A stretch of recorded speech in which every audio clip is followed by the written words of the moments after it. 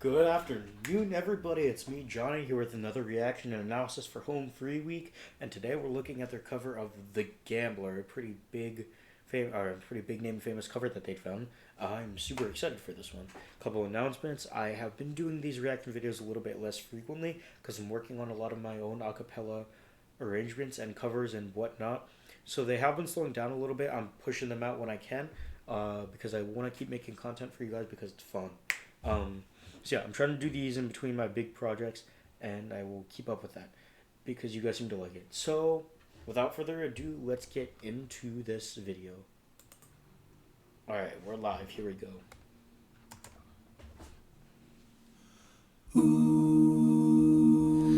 On a warm summer's eve, on a train bound for nowhere, I met up with the gambler. We were both too tired to sleep, so we took turns of staring. I'm a sucker for drones. Okay, E flat. On a warm. We have the open fifth interval. Yeah. The open fifth on the E and B flat. So I don't know, kind of between that and the music video we have established, I haven't even gotten 5 seconds into the song, but with the music video setting we have established, it creates this feeling of like the stillness of the night that we're trying to describe, and I think that's such a pretty nice way to open the piece out. I'm also a sucker for the melody. I finally know a song that they've covered before listening to their cover. On a warm summer's eve, on a train, bound for nowhere. I'm recording us on the same day I recorded What's Left in My Heart. And if you watch that one, you know my voice sucks right now. So I'm sorry about that. And but like what I was getting at is I really like the use of false resolution here. So let's listen to this. On a warm summer's eve, on a train bound for nowhere. So when we land on the G, if we feel like we want it to resolve, but it keeps not doing it. Met up with the gambler. We were both too tired to sleep. Yeah, so we keep landing on the G's and the F's instead of the E flat. That way I want to hear. I think it's kind of the idea of text painting, and that would be due to the original song and less their arrangement. But I still think it's well implemented into the melody. So we took turns of staring out the window at the darkness till boredom overtook us, and he began to speak. So now we finally resolve because we're finally getting somewhere with the story. Also, when we get into the second half of this verse, we kind of break out from the drone and get into more harmonic movement. We were both too tired to sleep, so we took turns of staring out the window at the... A little bit of motion there. So we took turns of staring out the window at the darkness till boredom overtook us, and he began to speak. And I also kind of like the fact that they removed the drone for "and he began to speak," but more the idea of text painting, like, this is important. Focus on "he began to speak." So you know we're getting into something important here. He said, son, I've made a life out of reading people's faces, knowing what the cards were by the way they held their eyes. So if you don't mind me saying, I can see you're out of aces. For a taste of your whiskey, I'll give you some advice. Tim's voice is such a good fit, I feel. Especially now that we have more oohs, more higher, more motion, more fluid, I guess. Counter melody, not counter melody, harmonies going on here.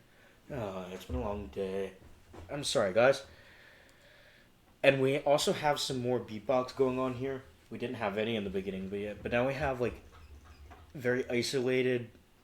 I guess you would say that's due to the reverb effect that makes it sound like they're alone. So I think that's like all of this is working together to contribute to create a very nice atmosphere for the song. Taste of your whiskey, I'll give you some advice. So I handed him my bottle, and he drank down my last swallow. Then he bummed a cigarette and asked me for a light, and the night got deathly quiet. Just like Tim down there on a B flat like it's nothing, B flat 1. I like how with this section we have with Rob leading, we get a heavier kick outlining the beats with Adam. So I think the beatboxing contributes a lot to the drive of any arrangement, especially a cappella, because that's usually what uses beatboxing. But I think that's a good way to implement it here to get us into the feel of the tempo that we hadn't established fully yet because we were in a more introduction-esque setting. So I think as we kind of like really break into the song, it's appropriate to have that kick go in there. And also we have a lot more subdivision in the harmonies that are moving around.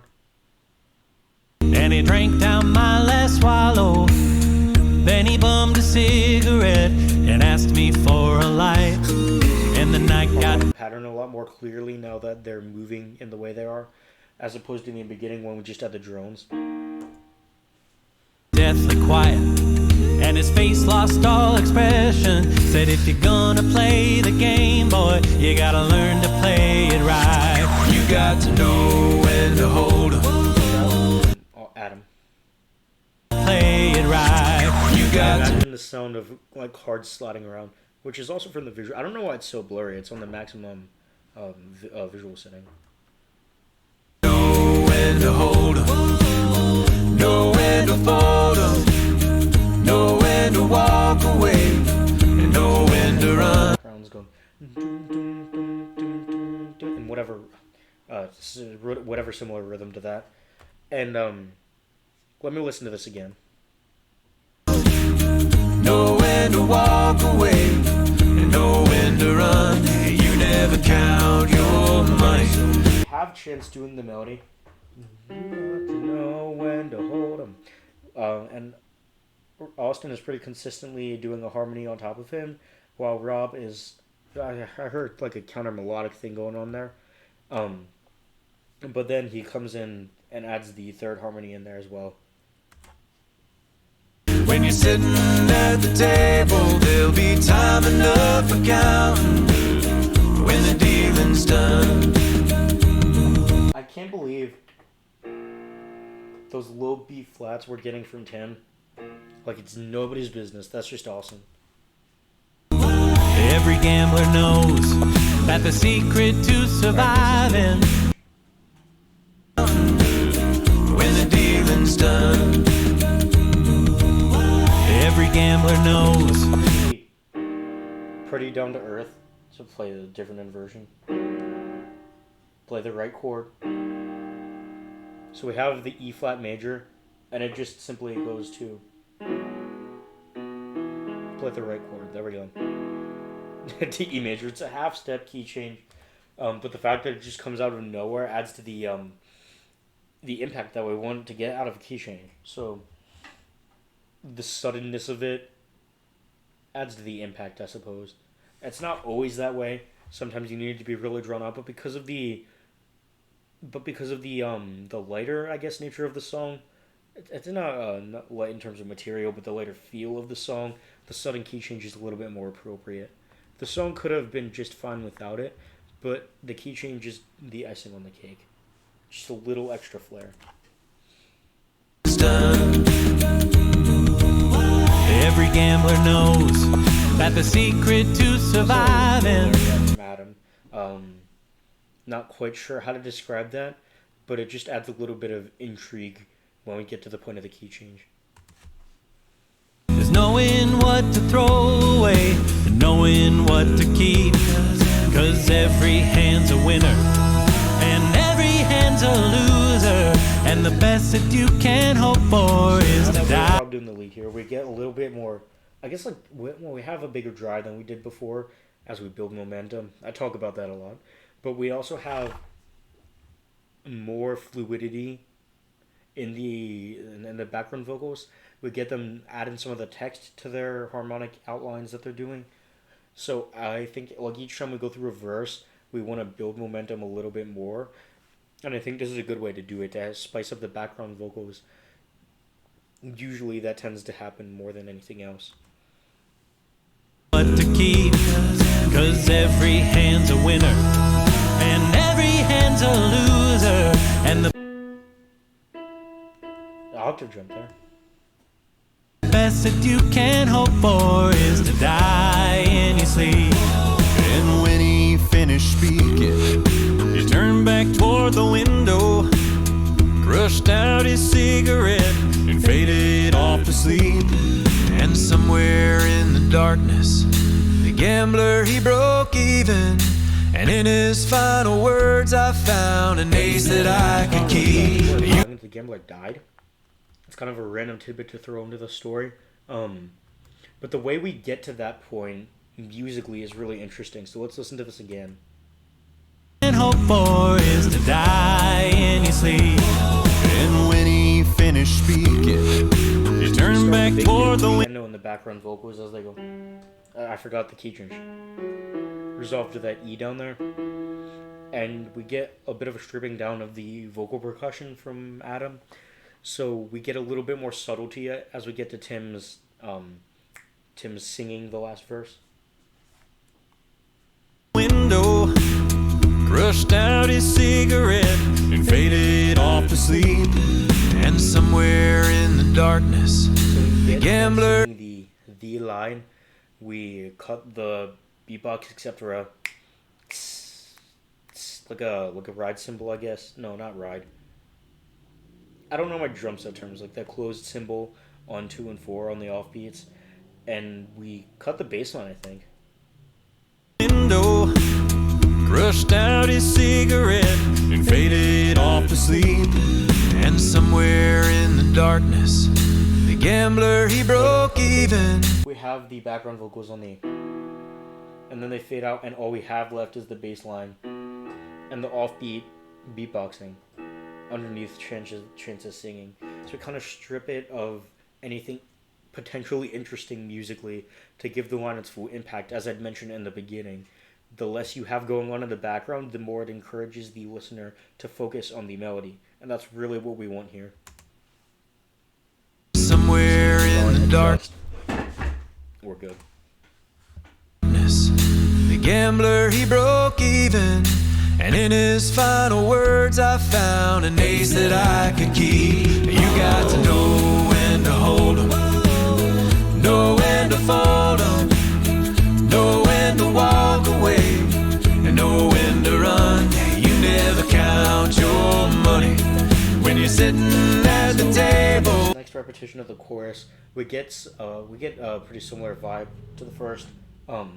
It has a little bit more impact simply because of the verses that it's coming off of, but we get that chug thing that we had going on before. We get that with a little bit more motion, a little bit of the fifth thrown in there. I think we have a higher harmony than we had before with Austin on top of Chance, which I think is just like building, I guess, a little bit. There's not really much need to build because it's the chorus. It can just repeat the first time. Yeah, but not much more is going on, but it's enough more to keep it interesting. There'll be time enough for counting. When the dealing's done, you got to know when to hold 'em, know when to fold 'em. I really like this kind of like stripped down halftime section we get. So instead of feeling the beat in 4, now we're feeling it in 2. So if I try to do it, it's probably going to be delayed. But you can count 1, 2, 3, 4 as the tempo of the song. When we get to this breakdown section, your brain kind of wants to perceive it as 1, 2, 1. It's not any slower, but your brain wants to like perceive it as that because you feel the beat as half as fast. So yeah, a lot of songs like to do that. It's just a neat way to spice things up. When the dealing's done, you got to know when to hold 'em, know when to fold 'em, know when to walk away. The bass line drones that we usually have anymore. The bass is doing a low harmony underneath all the vocals, and we get Austin up there, a lot of reverb, doing whatever he's doing with the counter melodies, the call and response kind of idea. Know when to fold up, know when to walk away. Back up the bass line there adds or leaves more room for Austin to do that, and I think that adds a lot to the impact. And know when to run. You never count your money. When you're sitting at the table, there'll be time enough for counting. When the Excuse me. table, there'll be time enough for counting.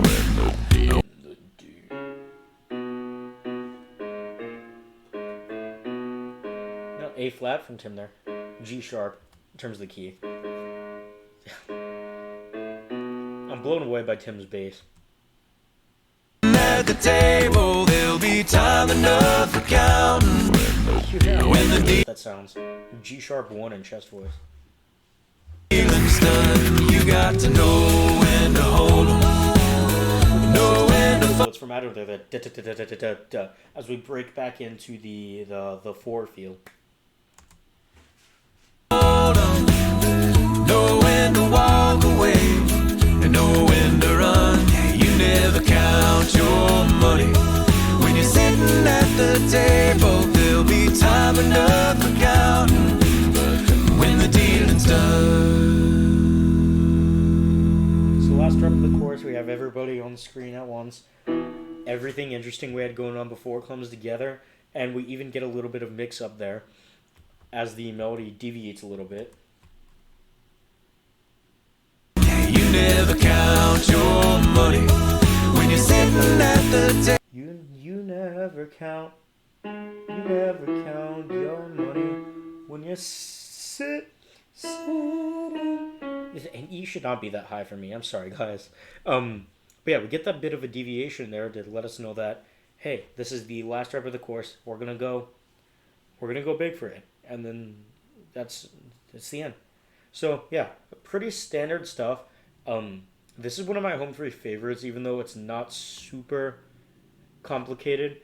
It's not super big or grandiose. It's one of my favorites just because it's like they nail the idea of atmosphere. They nail the idea of subtlety, and you don't have to go big with everything. It can be nice. It can be nice and simple and still be as impactful. So I think this is a nice home free sampler. Nice way to get into home free if you haven't heard much of them before.